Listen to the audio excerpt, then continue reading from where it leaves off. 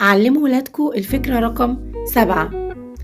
ما يضيعوش عمرهم ووقتهم على الابواب المقفولة. يعني ايه بقى؟ يعني ما يسعوش؟ لا، يسعوا جدا طبعا، يبقى عندهم طموح ويخبطوا على كل الابواب، يخبطوا نوك نوك نوك. طيب الباب اللي اتفتح اهلا وسهلا، والباب اللي اتقفل في وشنا ما نقفش نضيع وقتنا ونخبط عليه، لا ندور على باب تاني. ربنا سبحانه وتعالى لما بيقفل باب في وشك بيبقى مجهز لك حاجة أحلى. ادي نفسك فرصة تشوفها، بلاش تتخيل ان الشغلانة دي بس هي اللي انت هتنفع فيها. لا، انت بتنفع في حاجات تانية كتير.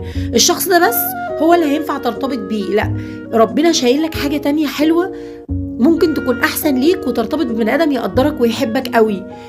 يعني ما تضيعش عمرك ووقتك تخبط على الباب اللي اتقفل في وشك.